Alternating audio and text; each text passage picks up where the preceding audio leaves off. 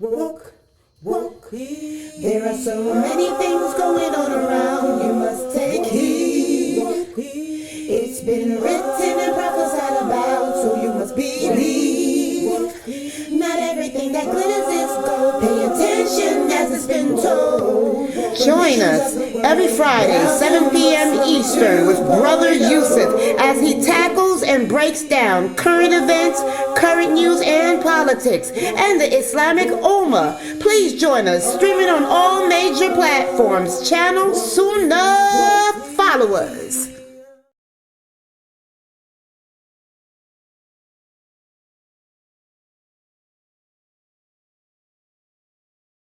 Him. We're going to get to that story a little bit later, continuing to obviously facilitate this man. Sister Layla was talking also, and before I came on, about controlling. Sometimes the best strength you can have is to understand what your weaknesses are. And these are the things that you tend to focus on. And everybody, we all have core tendencies, obviously. And when she was talking about hating people and disliking people, that's something I've been guilty of almost my whole life. I know no matter how much I pray on it, just really dwell on that. It's just something that I detest evil so much. And sometimes I look for the evil more than I look for the good, which is not necessarily a good quality to have. I always tend to expect the worst in people, unfortunately, because that's been my life experience. And when I reach somebody who's really genuine and good, I mean, I really love them because it is very rare, unfortunately. But we always got to understand, like, if that person, if I was me myself and judging myself on the same standard I'm judging that person, would I like myself? And a lot of times, I mean, we ignore our own shortcomings that people tolerate from us. And we're very critical, but not with people like Andrew Tate. It's okay to hate that, inshallah. So I want to start off this week. I was reading some comments, as I always try to read all the comments that come in. And then if there's anything that needs to be clarified, I like to clarify it. Obviously, done this week by week. And I noticed that shorts are a good thing. Shorts bring quick, instant attention, to the videos. But the problem oftentimes is that shorts are short and they're just snippets. And I saw someone made a comment on one of the shorts that was made where I was referring to the immigrants driving up the housing prices. And yeah, that's a factor, but it's not the only factor. And I had talked about BlackRock and the equity firms. And we're going to talk a little bit more about that agenda tonight as it affects two major places I decided to kind of hone in on. That we're going to be looking at California and Canada tonight because Canada recently had an election. But again, that's a problem with shorts because I did talk about the equity firms. I was commenting about particularly Syrian migrants in my area because there's not a lot of that BlackRock wealth in here yet. It is in some new facilities, but some of the existing homes, it's not as prominent as it is in other places. So there's a lot of factors affecting our home costs. It's a combination of inflation, combination of all these asylum seekers, these fake refugees, all the illegals, even illegals. I mean, we have too many people. And then, of course, these private equity firms, buying things up. So I just wanted to cover that a bit. So now, yeah, last week we went over Agenda 2030. Guarantee you will not find anyone in our Ummah, unfortunately, even talking about this. There's too many issues there they just simply won't touch. And we're here to do that. We're here to do what they're not going to do. We are here because I don't care. I live my life free. I trust in the law. And I do what's right. I don't have an agenda. I'm not here with financial stake. I'm not trying to guide people away to line my pockets. At the end of the day, I'm here basically to help people and guide them in the right direction. And it's not going to stop, obviously. But I guarantee you do not hear anything talking about this by any other people in our Ummah, unfortunately. Maybe one day they'll start doing it, but highly unlikely when you look at most of them. So this week, we're going to be looking again at a few topics that directly relate to last week as we can see the results in real time developing. They are happening. And I said some of the agenda was a little bit off. A lot of the agenda is right on schedule, and a lot of the agenda is even ahead of schedule. So some of them we're going to be looking at again tonight. So one of the points that I covered last week was the removal of mother and fatherhood. And we have to understand, again, this is why we're here. This is where they want to go. Why do they want to get rid of mother and fatherhood? Now, a lot of people say, it's because of the LGBTQ. That's a very surface level way of looking at it. They don't care. LGBTQ is another way of furthering the agenda. They're all part of the same bag of tricks here, all leading over here. And as I mentioned last week, where they want it to go, which is births being controlled. They don't want natural births anymore. They want every child to be a ward of the state. That's the plan in the future world. In order to get there, turn people gay initially, try to get people to accept homosexuality, try to get men to wear dresses, try to get women to wear the trousers, so to speak, try to blur the lines of gender, and use this as a way of a smokescreen to get terms like motherhood and fatherhood banned from public discourse. Like I mentioned last week, in the UK, they're saying you shouldn't even say father because that's discriminatory against a boy who has two mommies. You shouldn't say mommy because that's discriminatory against a child with two daddies. And we even see in the libraries now, they're carrying a book, which something, I can't remember the title of it. It's such and such has two daddies. And it's a cartoon with the young boy with his two fathers, in the background. Again, they don't care about Sister Layla, me, and us. They care about your children. This is who they want to indoctrinate. So they're trying to get this further accomplished: homosexuality, not trusting the sexes. You see huge rifts if you go on social media now, more than ever before, between men and women. You see it between black men and black women. You see it between white men and white women. You're seeing it all across racial lines and just along the lines of sex. I mean, you see men and women generally are being promoted. A lot of these accounts, we know they're phonies. I've exposed this in the past, that these are bot accounts to create a perception in the mind of the young person. The majority of people hold those views. It was exactly what they used to do with polls. They would have a poll and say, 80% of people believe this way. So the person's like, I don't want to be in that 20. Am I different for having the normal view over here? And it was always programming and mind control. I've never been polled. No one I know has ever been polled, but yet they would have no problem doing this. And it's the same thing they're doing with the social media accounts. A lot of these, again, are bots to, again, further this agenda, but it's working because the hard data supports that it's working.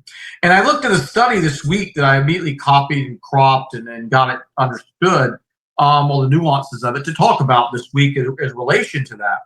And what they did was they looked at 30-year-olds and the pattern of marriage and family among 30-year-olds in the United States. They took the data back to 75 all the way up to 2025. So we're looking at quite a big period of time here.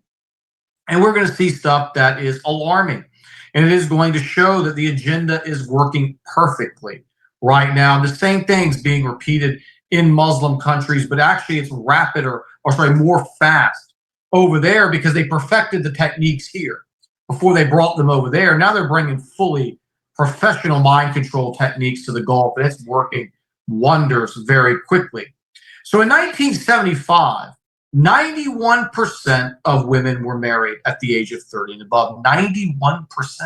If you ran to a woman in the public in 1975, 91% of the time, she had a husband. 81% of men. We're going to explain the gap there. How's that possible? We're going to show what really is going on as we look at all of these different data points. So you go to 1985, 77.5% of women and 67.7% of men. So we're seeing in this period of 10 years, 18% basically drop. No, sorry, not 18%, 14.5% drop in basically the marriage rates. We fast forward to 1995, 64 for women, 54% for men. Dropped again double digits. 2005, it was 50.5 to 41.1. 2015, it was 37 to 27.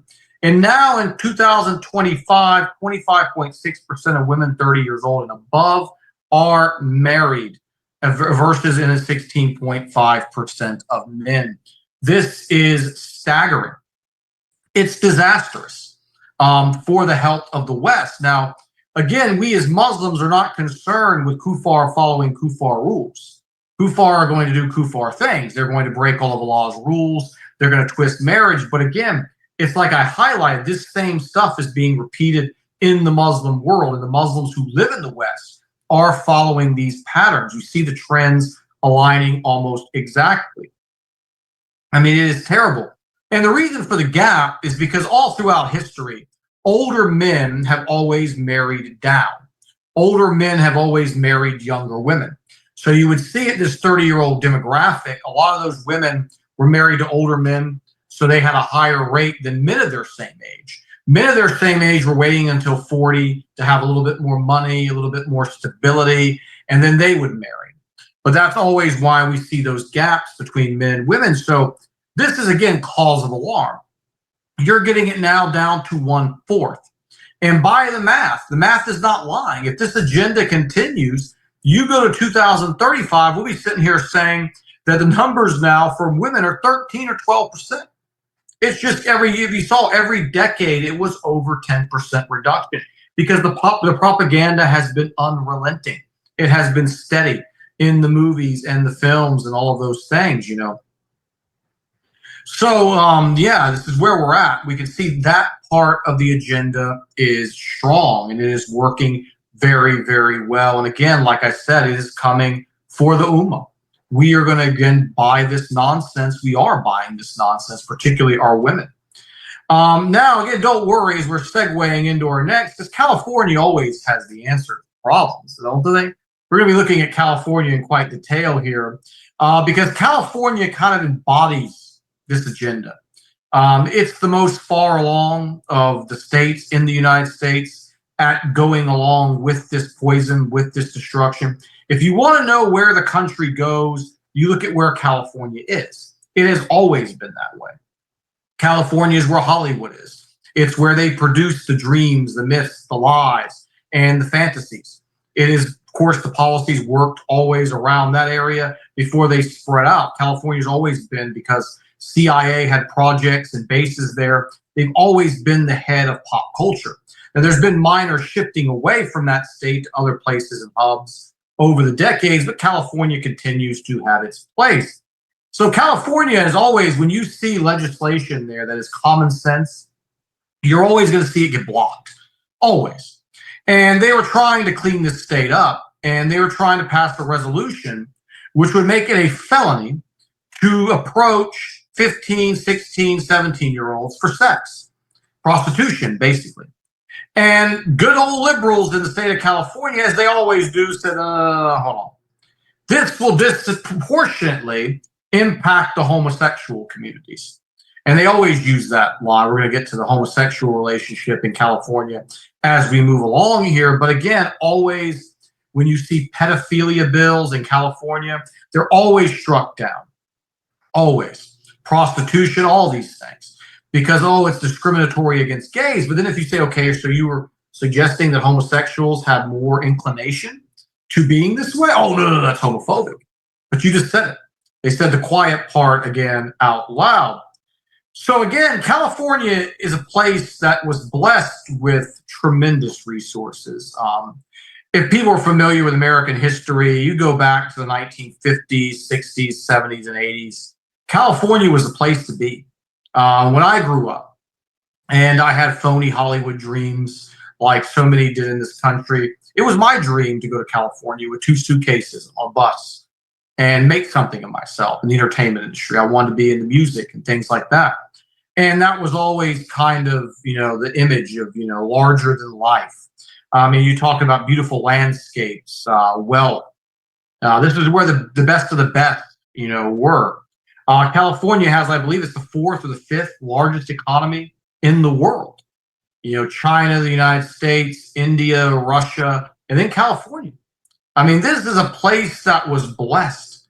Again, the weather, the landscapes, all these things. And we've seen this massive transition from that to just a third world waste hellhole, as we are going to be chronicling here.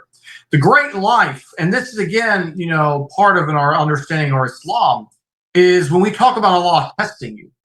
A lot of people, when they're not religious or they don't believe in Allah, they don't believe in God of any type, they often say to me in arguments, if you've argued with an atheist, why does your God bring suffering?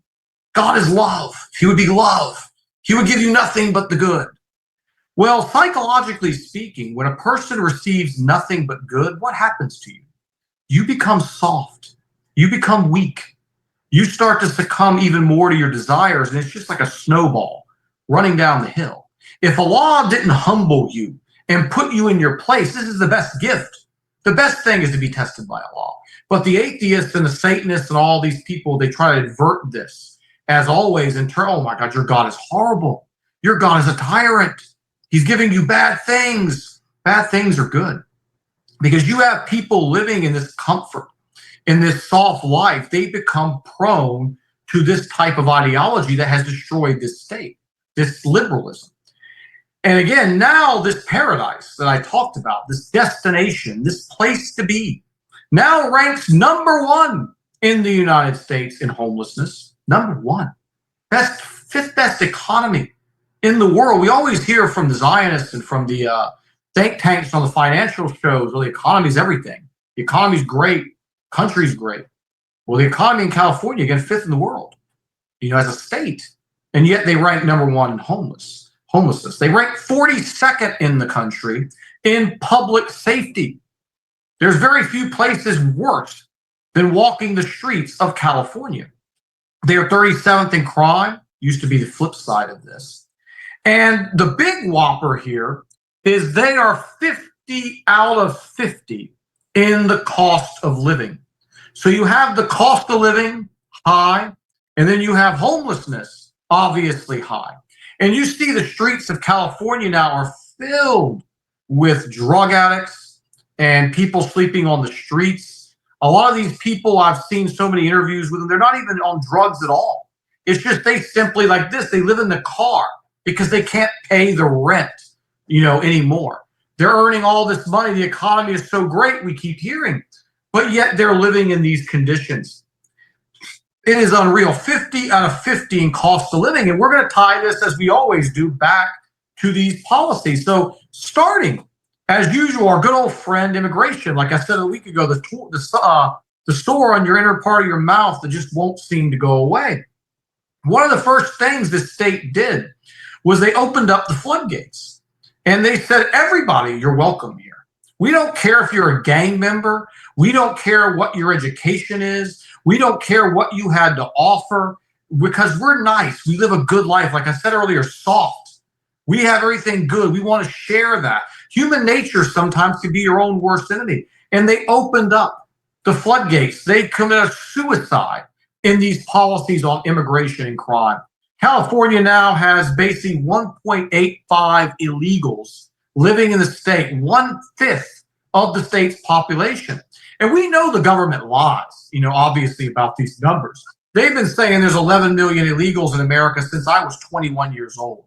And I'm far from 21 now. Close, quite a bit of ways away, and they've been saying 11 million. So we know if they're saying 1.85, it's probably 5, it's minimum 4. And it's just insane. They have never stopped the tap. They never turned it off. They just keep welcoming more and more and more. They enacted legislation to stop punishments from theft. Now in California, if you steal something, it has to be, I believe it's $850 to $900 to basically prosecute that person. So you see all these people, young youth, just running into these stores. They're all over social media. They get posted on a weekly basis, busting through the glass, taking things and just running. Because if it's not $850 or $900, they're not going to get prosecuted. And even in that case, they probably still won't either. Get a liberal judge in there who will just simply say, oh, he came from poverty, so he's okay to steal shoes. If you're starving, you need something to eat, you shouldn't be stealing $300, $400 tennis shoes. You shouldn't be stealing iPhones. This is not poverty. This is luxury desires. This is being, animalistic and impulsive and not wanting to work and not understanding how to delay gratification, having your priorities. I mean, when I worked in Walmart in my early 20s, we busted so many people for stealing, and none of it was food. I mean, no one was stealing food from there. There happened here and there, but it was mostly luxury items. It was electronics and things like that. So no punishment for theft, lenient sentences, sanctuary status for illegals, and then massive welfare and entitlements. They give basically everything. Free health care to illegals, free college tuition. I mean, it goes on and on and on. And when you have all these entitlements, who's going to pay for them? That's the thing. You could sit there and you go, oh, well, we need to share more with the world. We're a wealthy country. We should share. Well, who's going to pay for this? Where are you going to raise the money for?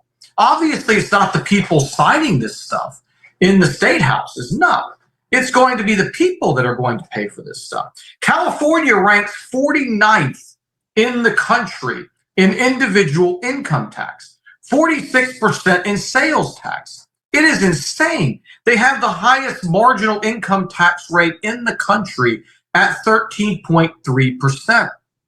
They are taking your money everywhere. There's the thing. I said 850 to 900 is 950. I'm always close. I get the number exactly right, but we'll get in the ballpark there. And again, you see, just massive amounts of taxes. You look at the cost of fuel in this state. It is unbelievable. They are plunged head first into the phony climate change scam. They're now taxing their citizens between 60 to 70 cents per gallon of gas. Now, I'd like any of these people to tell me how taxing the citizens 60 to 70% on a gallon of gas is going to save the earth if the earth was in trouble. We know from real accurate reports, and these are some of the scenes that are being shown right now. It's just boldness. They know nothing is going to happen to them. We are watching again, because in order to build the world I talked about in 2030, and that's why I'm bringing all this up to tie it in last week, you have to tear the old world down. You have to make the old world crumble. You have to get rid of all the freedoms of movement, freedoms that we had before, and because people are tired of living this way. So they're going to demand radical change. Radical change, the masters and controllers, they already have it planned out. They know exactly, again, where they're going to take this. So taxing your citizens on fuel, taxing their income, state, federal level, already federal is not controlled, obviously, by California. You're taxing them on just about everything imaginable. Every time I see the state tax just gets raised and raised and raised, and it's just absolutely unbelievable. And again, you've brought in the homelessness, you brought in the illegals, you welcome the gangs. You continue to tax the people. What's going to happen? The good people move away. And then you have to tax the people that are there even more to compensate for that. We're seeing massive business exodus. So much so, they're now trying to tax you when you leave. So if you try to leave this prison, they're going to tax you on the way out because they want to at least get something from you to pay for the illegals, pay for the drug addicts, and pay for all the other things that they are doing now. One of the policies relating to the drug addicts, I saw this a decade ago, and immediately I said, oh, it's obvious what they're doing here. They wanted to basically lower the healthcare costs for needle users. So they decided to just provide the needles to them at the taxpayer, expense. Let's just give all the drug addicts needles. So you're encouraging it. Instead of taking these people and providing treatment programs, getting them to find the law, getting them to find God, getting one and inner peace with themselves and changing their lives. No, here's needles, keep doing it because they want the chaos again. It's not about fixing anything. It's about perpetuating the chaos. So this has resulted in, just massive disturbing scene after scene. I was watching one recently where they were showing the people were just injecting right in the street, right in front of the people. Just injecting. One guy was standing there like something out of a zombie movie. He was so high on whatever it was he was taking. So because of this now, they have signs on the beaches that are basically telling you don't go on the beach barefooted because you might step on one of these needles. It's just unbelievable. San Francisco is the one particularly where they were doing this. And San Francisco has a special place in my heart because I've studied it.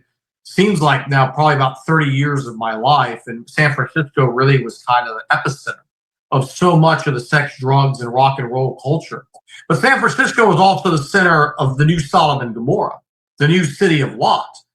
San Francisco started opening massive amounts of what they call gay saunas in the 70s and the 80s. These were places where homosexual men were encouraged to go in there and meet other homosexual men. We were hearing crazy stories were coming out of there. I covered this, probably most of you weren't following me at the time, about a year and a half ago when I talked about the LGBTQ and the people of Lot and how they're resurfacing. And California welcomed the gay community, particularly San Francisco. And they opened these bathhouses, these gay saunas, and the diseases, of course, they went through the roof.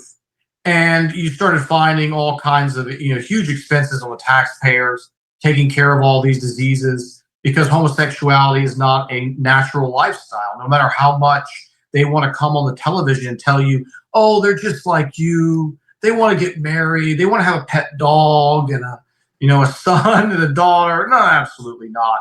We're talking about men that were having over 800 partners. I mean, we're talking numbers in the thousands. I mean, sometimes in a year. I mean, they were having 10 to 15 a week by some of their own admissions. So again, when you look at 2030, California is there. California is trying, San Francisco has done this, where the taxpayer again pays for the gender reassignment surgery. So when you have a gender reassignment surgery, most people aren't really aware of what goes on in that. But this is mutilation. When that person undergoes that surgery, you can't take hormones, you can't change your diet. It's over. You are never going to reproduce. Your sexual organ has been mutilated. And they make the taxpayer pay for this. And what ends up happening to these gay men who want to become a woman, they mutilate their male figure down there, so to speak, and they have an open wound.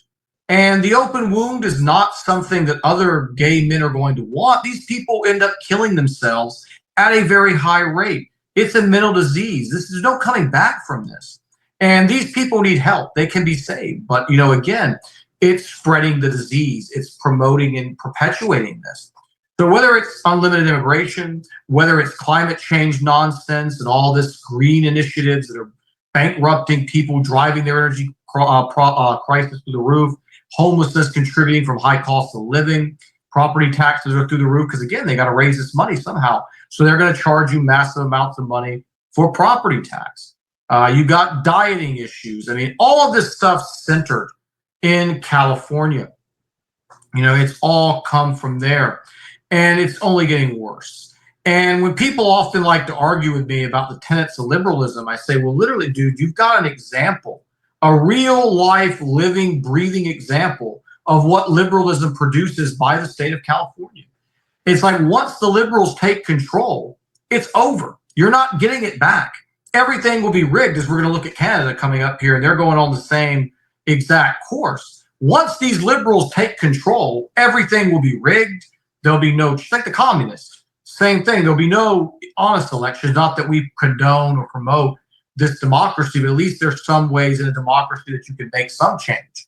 But when you have these people, entrenched like this, there's no change. And they've been under Democratic leadership for quite some time. And again, when you look at these transgender surgeries, and if someone wants to mutilate themselves, I'm not paying for it. I shouldn't have to pay for it. Decent, moral people should not. And again, California is the future. We're going to look at Canada coming up here in a minute, because they just are on the same suicidal track that California is. Now, I'll turn the subject right quick. Our favorite Muslim, Andrew Tate, he's back in the news. Again, you talk about the Agenda 2030 issue. You've got to talk about Tateism. As I told when I did the Andrew Tate lecture at the beginning of the year, I talked about a tweet that someone had made where they had Judaism and then the greater than sign pointing to Christianity, then to Islam, then to Tateism. They had Andrew Tateism ranking as the best ideology in earth outside of Islam, which was better than Christianity, which was better than Judaism. So Andrew Tate, again, how's he contributing to this? He's teaching young men to worship money, obviously. He's condoned recently men to not even get married anymore. He said a real man has 10 fatherless children. I'm paraphrasing, but something along those lines. So go out there and get women pregnant and lead them. This is being alpha. This is the ideal male form. Leave these children to go out there without male guidance and end up becoming the same thing that Andrew Tate is supposedly against. And as I've often pointed out, you can know someone, judge them by the solutions that they are providing. Again, how Muslim is the concept of this Tate Tower. It's going to promote luxury living, very Islamic there. Elite networking, where you can meet other rich and powerful men to learn how to take advantage of others and line your pockets. High performance lifestyle branding. So, how to create products and brand them and sell to the dumb goyim like us. And then again, wealth, luxury, decadence, materialism, very Islamic, huh? To be built in the middle of a so called Muslim country. Again, this is where we're at, isn't it? And how's he going to continue to make his money? Well, he's going to continue making his money scamming his audience, as he's always done, whether it be through crypto, whether it be through his subscription services and all these things. And he's now planning to upgrade his subscription service to his website. There it is. Wouldn't this be beautiful to have in the middle of a Muslim country? Let's have that right there. Let's put Tate Tower, like right next to Mecca. Why not? That's where the leadership in Saudi Arabia, they would do it. If he offered them enough money and he told them it'd be the tallest building in the world, the Saudi government would line up to build this in Mecca. It's not even exaggeration, to say that. I mean, this is just, again, where we're at. So he's going to rip off his audience again here, because what he's doing is classic marketing. He's selling you his subscription now for $50 a month under the promise that you're going to learn how to get rich. And just imagine, again, if you get 100,000 people, you get 10,000 people even, and they pay $50 a month, how much money he's been circulating. And his website is very poor. It doesn't have a lot of costs. It's basically message boards, from what I've gathered. So it's very low expense, high earning, selling people this dream. So now he's telling them that his subscription service is going to be better than ever. It's going to move up to $250. So what are you going to get for the $250? You're going to get business loans from him with riba. How Islamic of him. There's the riba thing. So again, just tick, tick, adultery, tick, fornication, tick, drinking, tick, not fasting in Ramadan, tick, riba, tick. What else is left? I mean, except blaspheming the Prophet Sallallahu Alaihi Wasallam, blaspheming Allah subhanahu wa ta'ala, there's really not much left. I mean, at this point. And now he's going to give these loans at riba, giving them bank accounts to be used anywhere around the world with credit cards given to his users of $1,000 a month. So the scam is that you got to hurry up, because you can get in early before he raises the price. So you can pay a $50 entry fee to get all these new things, and you may be able to dodge that $250 for a little bit of time. So needless to say, he has not upgraded the website at all. He knows what he's doing. Last call, come, we're going to raise. He's been doing this for 2 years now. And every time he does this, he gets an influx of new people. They're like, oh, I can't miss this. What if 10% chance I will be able to accumulate wealth like this guy if I pay the $50? So these Muslims in particular, they line up to give this man money. He's got a new crypto that he's come out with. He's encouraging everyone to buy it early. Needless to say, we know where that story is going to end. It's going to pump. He's going to dump on everybody. They're going to lose massive amounts of money. And this is how he's going to continue to get wealthy for projects like the Tate Tower being built in the United Arab Emirates. So again, great Muslim man doing great Muslim things. And all of our social media people platform this man. Can't say that enough. And they said, you just got to trust him. We can't judge his intention. He's charging riba. Well, maybe he doesn't know what riba is. He's doing this. Maybe he doesn't know it's Ramadan. And they'll just continue and continue. So the final part that we're going to look at here is in conclusion to looking at some events that relate to last week. Was in Canada, a gentleman by the name of Mark Carney. Now, I talked about this guy a few months ago when Justin Trudeau stepped down. I said, meet the new boss, same as the old boss. They brought this scumbag in. This guy was basically, again, connected to the Bank of England. He was connected to all the Rothschild groups. He's a World Economic Forum member. It's like all the things you would say, I don't want in a leader, this guy was. I mean, it's like you want to manage, the police department. Are you going to go hire the leader of the Bloods or the Crips? I mean, that would be insanity or absurd to suggest such a thing. But that's basically what happened there. You want to fix your problems in your failed nation. So you're going to hire the guy who's part of the system that created those problems. Again, it makes zero sense unless we factor in fraud. He's, again, transparent a politician that you're ever going to find. You have that resume. It's like Emmanuel Macron in France. When he came in, Rothschild Bank, World Economic Forum member, the people in France hate him. I mean, Emmanuel Macron has managed to unify the French, the conservative French, the Muslims. He's managed to unify generally every group that's fundamentally opposed to each other, unite in their disdain for Emmanuel Macron. But yet, every time he comes up for election, he wins because it's a fraud, it's a sham. And we see this again. So this election was called by an emergency. What was the emergency? The government was so bad, the society was crumbling at high speed, and then who wins the emergency election? The same government that caused us to have an emergency, or caused them, I'm sorry to say, have an emergency election. You can't make this stuff up. This is the same government that during the COVID scam imposed some of the worst, most insane lockdowns that crippled the economy that the whole planet had seen. I mean, this was so bad, the truckers got together and started blocking the ports because they didn't know what else to do. They were trying to stop this and just showing this government, we are against this stuff that you're doing. There were massive truck protests. I believe it was 2022 about this particular issue. And what did they do to the truckers? They thanked them, even though it's supposed to be a democracy? No, they started locking their bank accounts. And this led to Bitcoin becoming more popular because they could control their money and move their money around. They blocked the accounts of everybody who tried to help the truckers. People were going out there, bringing them sandwiches and food, supporting what they did. They were arresting people. Same government that was doing all these things. Calls of the emergency election, guess what? They get elected again because it's a sham. Like I did my video way back, about left or right, Islam is right, that we don't have any emotional or energy should ever be invested into this. It is totally a scam. It's not the way we're going to change things. And again, as usual, there's more to this story than meets the eye about the erosion of Canada. So from 2014 to 2024, Canada imported at a minimum 5 million people from around the world.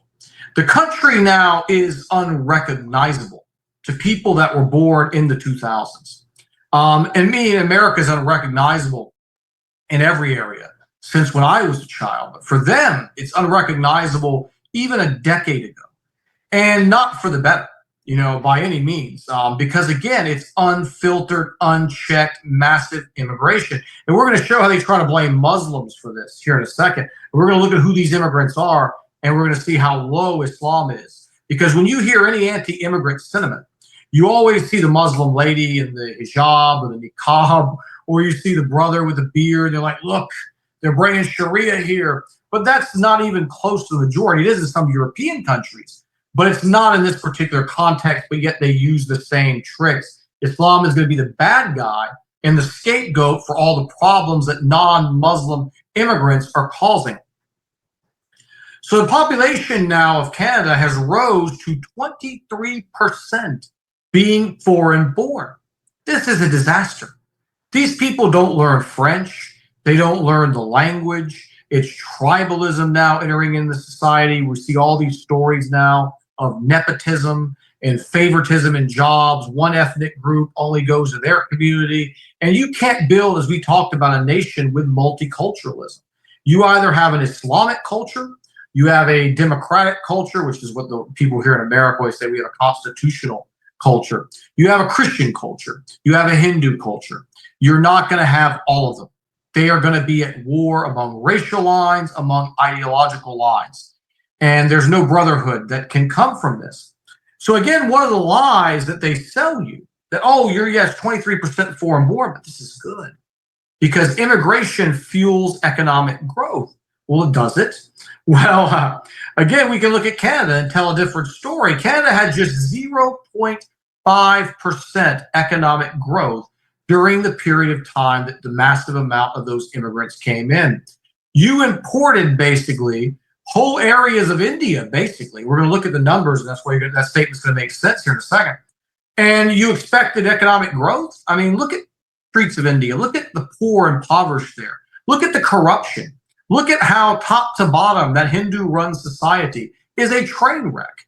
And you think you're going to be able to import that anywhere and see anything different? That is pure insanity. And again, the leaders know what they're doing. The people on the bottom either believe the lies or they know the truth and they are being silenced. So again, it seems like the immigration data numbers they throw out all the time is just a bit of a lie, isn't it? Because where's the economic growth? We keep hearing about all the entrepreneurship and all the great things that are going to happen. And just like we looked at previously with California, guess what? Canada has a housing crisis. This is why I brought it up last week and clarified earlier today. It's hand in hand. You have 2 million people now are relying on food banks. The cost of living is out of control. The society can't cope with this. You can't, even if these are the best 5 million people on the face of the earth, you can't take 5 million people and throw them in a country in 10 years and expect there to be affordable homes. You can't do that and expect everybody to have a job. Societies grow organically by producing more resources, using more development, ingenuity, creativity to accommodate a larger and larger population. You can't take a society built for 20 something million, add 5 to 10 million to that, and expect it to flow harmoniously. It's just simply not going to happen. It is not going to happen at all. And again, homelessness, all these problems that are going on down there, same as California. Property taxes, because they have to pay for this. Somebody's going to have to pay for it. So the taxes go up, the sales taxes go up. You already see, as an example, like professional athletes. They don't even want to play for Canadian teams a lot of times because the taxes are so outrageous, even in comparison to Los Angeles or comparison to other heavy tax areas like New York.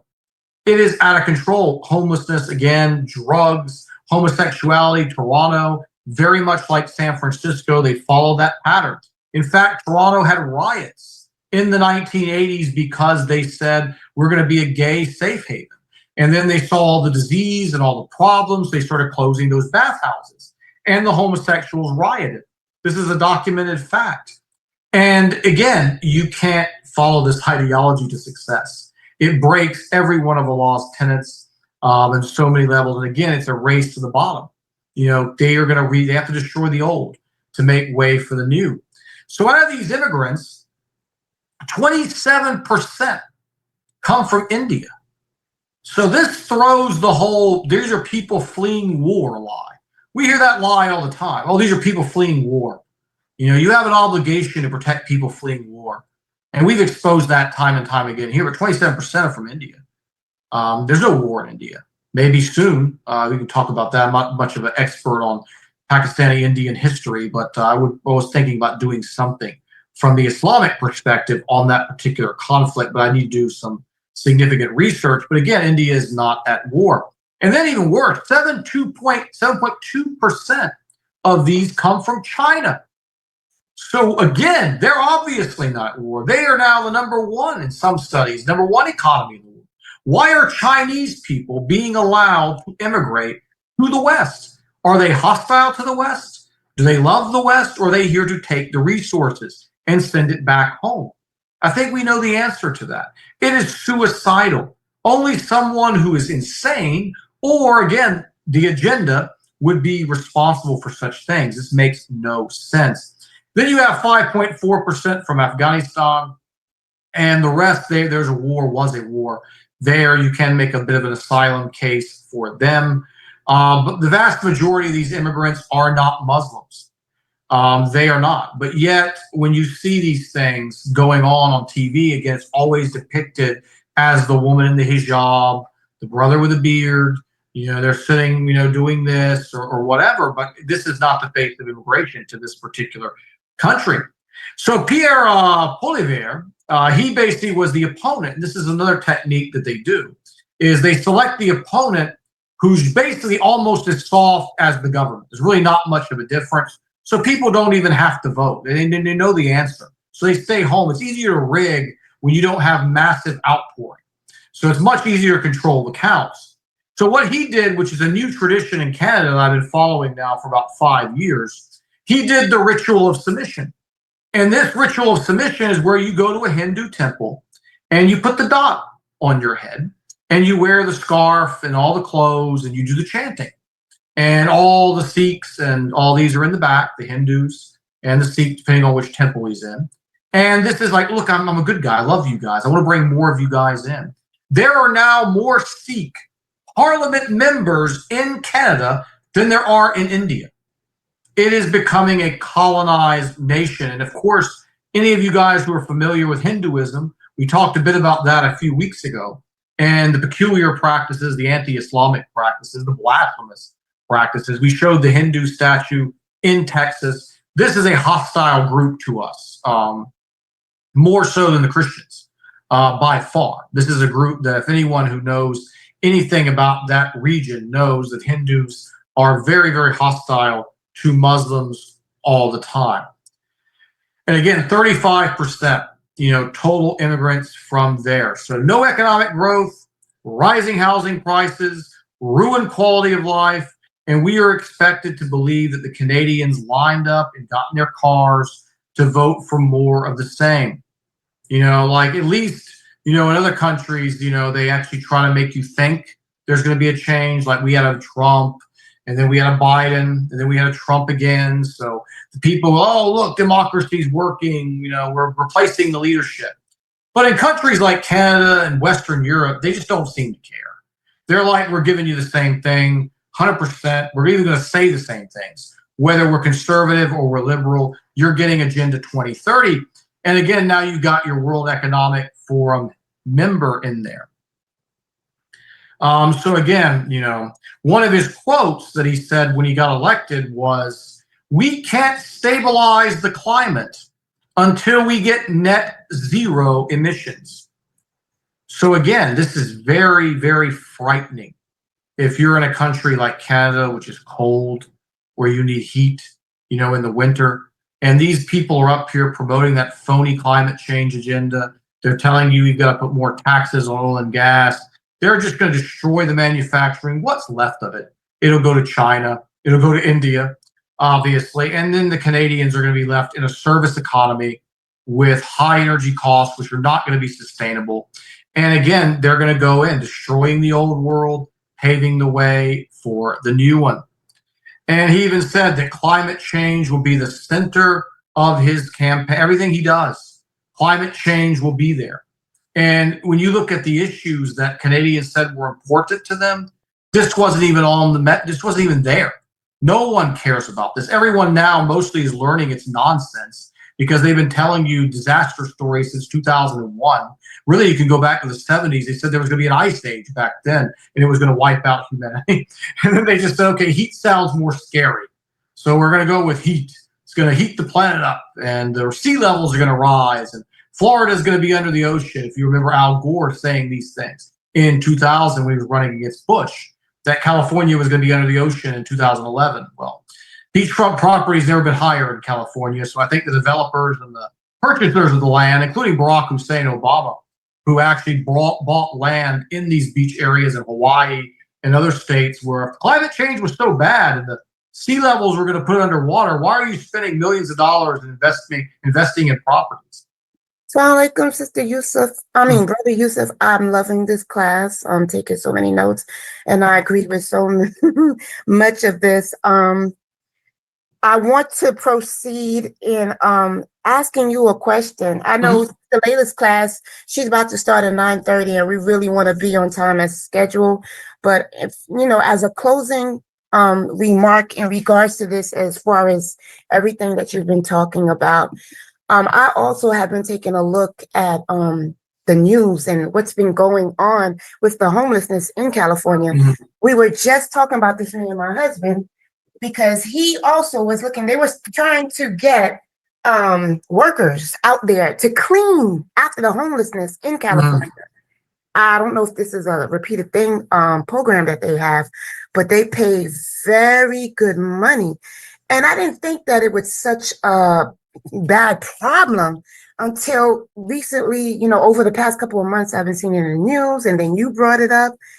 And I just said, wow, like to just look at everything in a view, like we always look over the years, Hollywood, California, so much money in these states. And so much problems also in these states or whatnot. Absolutely. And yeah. Yeah. And I only had a couple bullets left, and I was going to open up for questions. Yeah, so pretty much, I mean, like what you said there. And I guarantee if you look behind that, what you will see is the company that got all that money from our tax dollars for the problems they created was somebody who knew somebody in the state houses. So it's like, here, boom, take the money, give it to him. And it was probably overcharged. Like it used to be in like the United States military, as an example, they would charge the United States military $100 for a screwdriver that you could buy for $5 because it was a taxpayer money and they're laughing all the way to the bank.